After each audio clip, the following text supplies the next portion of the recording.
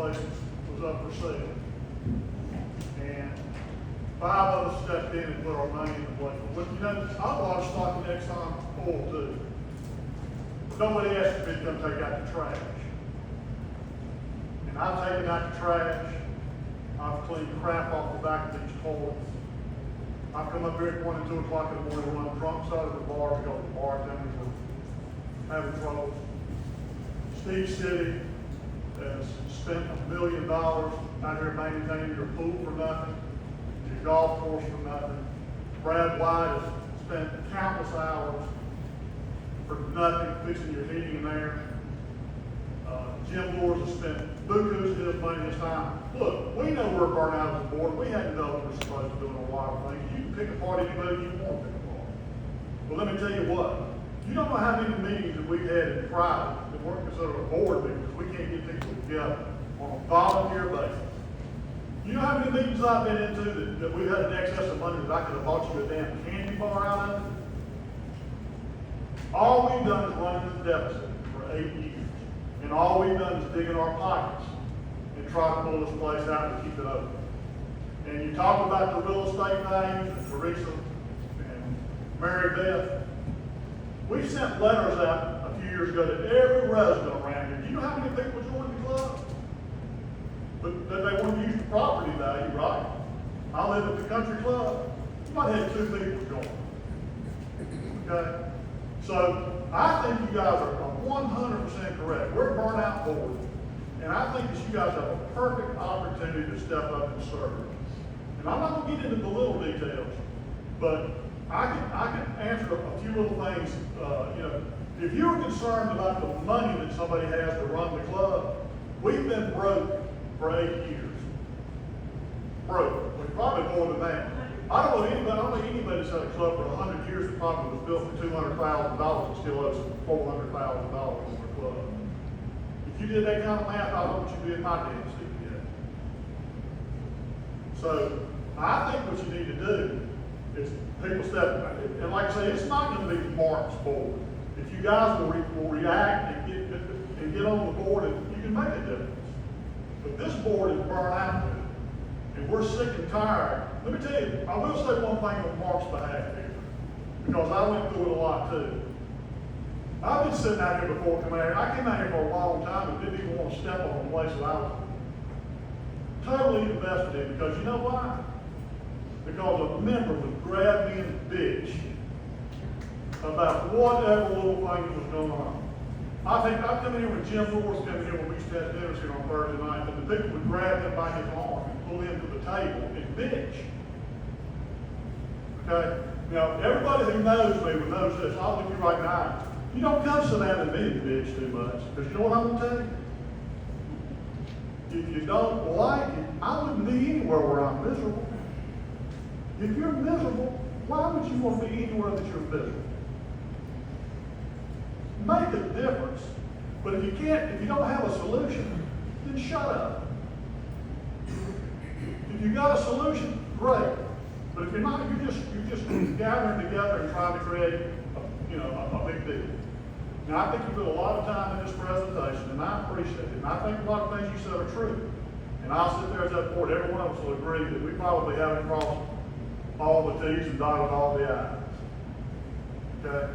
Won't have a problem with that. But you're going to have an opportunity real quick to step up and do what you need to do. Because I can tell you what, I'm looking at a whole table of people out there that are sick up to here. That's the truth. You're looking at a whole room full. Yeah. That's right. Well, then step up. No, I have a question. And I just want to see for myself, because I hear all kinds of different sides of stuff. Who in this room, if Mark stays on, who in this room will leave this club? Stand up. Stand up. Let's see. That's less than I thought it would be. Some of us didn't hear you. I said, if Mark were to have this club, how many of you would leave this club?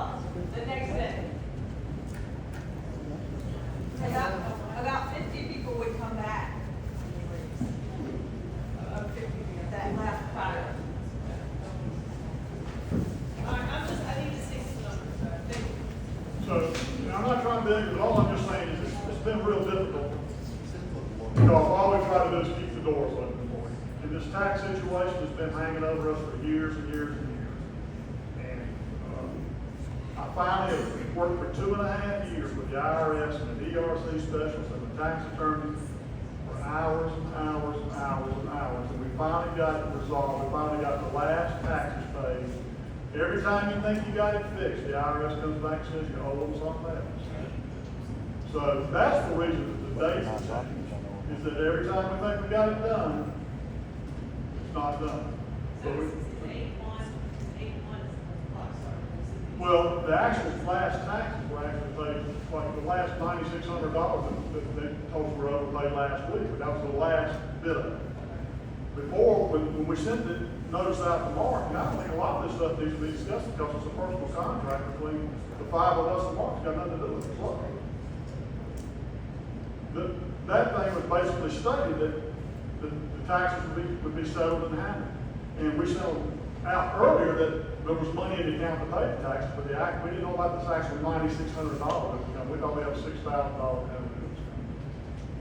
But, and I'm not trying to be ugly, I'm just saying is that this board, when we sit down together, it's not talking about, well, did we check the bylaws for this, that? It's like, okay, we lost $2,000 this month. Now, who we not gonna pay this month? Who we gonna stretch out? Who can we put on a credit card?